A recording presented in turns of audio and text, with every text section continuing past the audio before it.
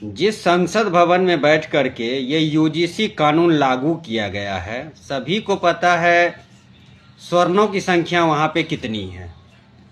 लेकिन अभी तक आपने देखा है किसी भी नेता को यूजीसी पे कोई बयान देते हुए। और अभी एक चीज़ मैं देख रहा हूँ, ये गौ रक्षक दल, उस समय आप लोग कहाँ थे जब किसी लड़की का बलात्कार हो जाता था तो आपका कोई आवाज़ नहीं उठता था।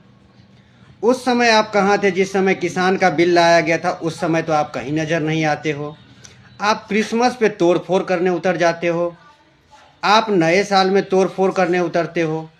भूल जाते हो क्या उस समय जो हो रहा है, हिंदू मुसलमान करने उतर जाते हो। अभी एक यूजीसी बिल आया है, मैं हर उस इंसान को देख रहा हूँ जो उस समय मोदी मोदी मोदी मोदी कर रहा था, वो हर इंसान अभी के टाइम में सिर्फ मोदी का विरोध कर रहा है। क्यों? बहुत ही अच्छा कानून मोदी ने लाया है। मैं खुद ब्राह्मण हूँ और मैं सपोर्ट करता हूँ उसका। क्यों? क्योंकि हमने देखा है आपको, आपने कभी बेरोजगारी पे बात नहीं की, आपने सरकार से कभी बेरोजगारी पे सवाल नहीं पूछा।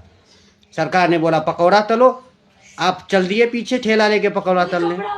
आपने कभी दिल्ली के प्रदूषण पे आपने कभी आवाज़ नहीं उठाया, आपने यमुना साफ करने पे कभी आवाज़ नहीं उठाया। आपको सिर्फ यही था पूरे देश में बस बीजेपी बीजेपी बीजेपी। तो क्यों गाली दे रहे हो बीजेपी को? पहला काम तो नरेंद्र मोदी ने अच्छा किया है।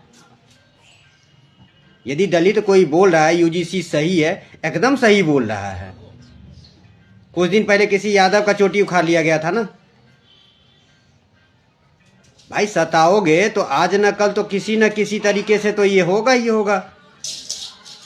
अब सब सारे स्वर्ण एक हो गए हो।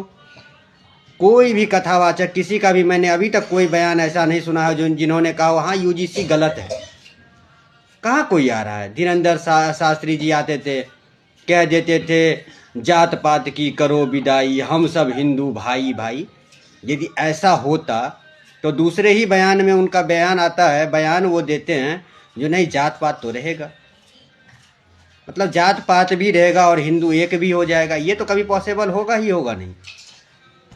तो पहले सोचिए, कानून को विरोध कर रहे हैं आप, अच्छी बात है, विरोध करिए, लेकिन विरोध हर एक उस चीज़ का विरोध करिए जिससे देश पीछे जा रहा है।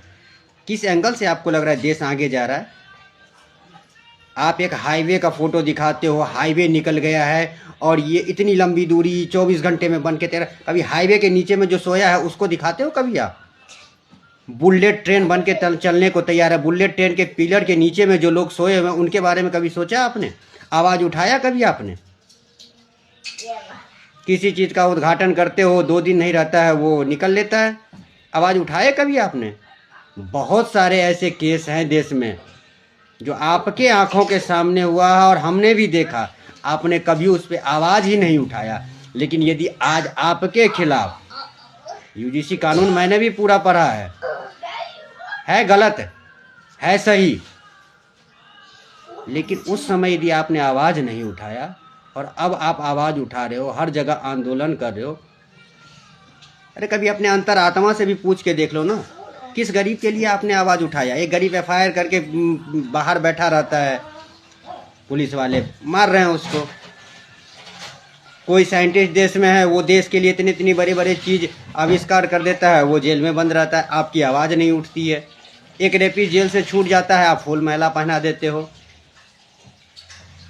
सोचना है, सोचो ना, कितने दिन चमचागिरी करोगे यार? अपना अंतरात्मा कभी आपको पूछता नहीं है? घर जाते हो कभी ऐसा नहीं होता है, बच्चे देखते होंगे, बच्चे से नज़र कैसे मिलाते हो आप?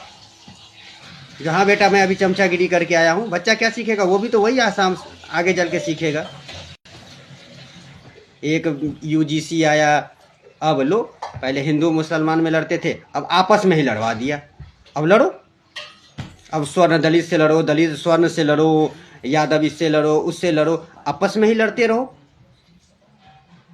खत्म तो एक दिन होना ही है, लेकिन ऐसे ऐसे खत्म होना ये नहीं सोचा था जो इस तरीके से खत्म हो जाएगा सब। धन्यवाद। जय श्री राम।